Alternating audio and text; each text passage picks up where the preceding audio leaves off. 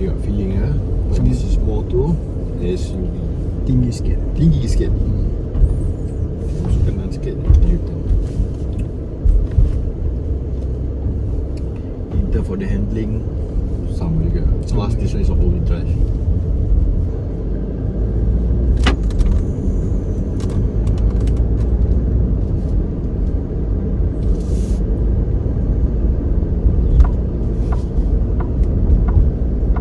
Macam lain sikit bunyi signal dia. It's not like a German car, right?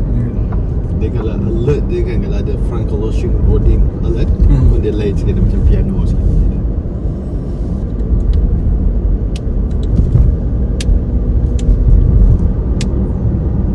Tapi because tadi dah bawa Julia, tiba-tiba bawa Stelvio, dua-dua sedap, saya dia confused lah.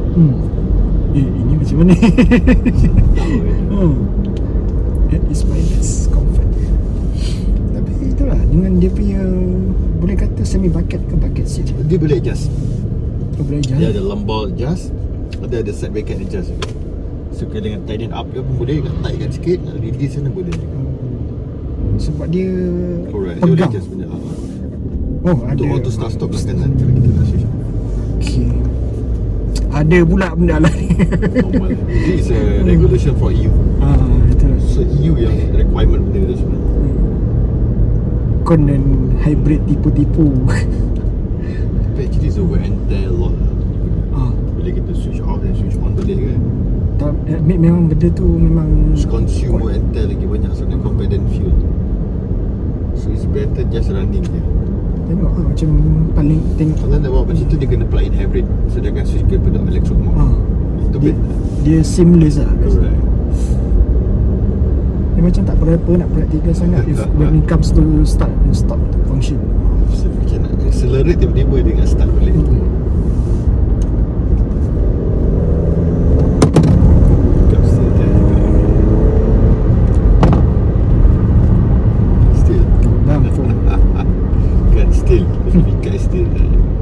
Braking pun ngam-ngam, cun-cun lah. Dia tak tekan.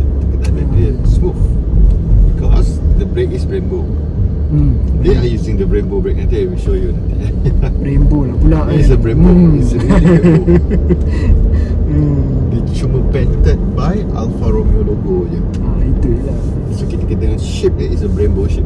Dia kan dia macam correct, bulat-bulat gitu.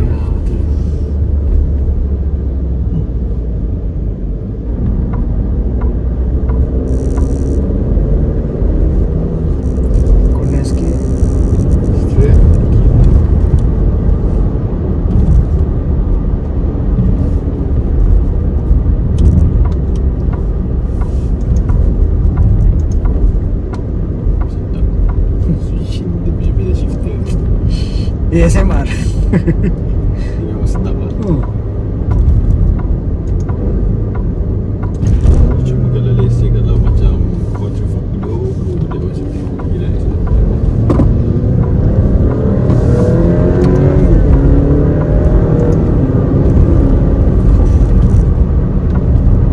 Tiba-tiba dia agresif.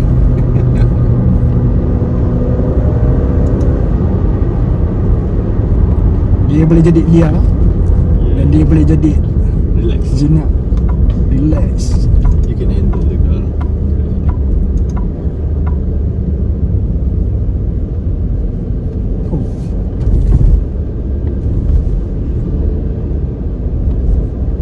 Tapi of course kalau nak lagi stable, Julia lah.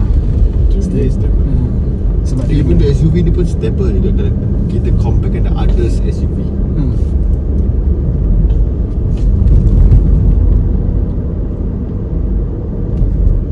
Maybe this is my type of preference. Suspension. Suspension.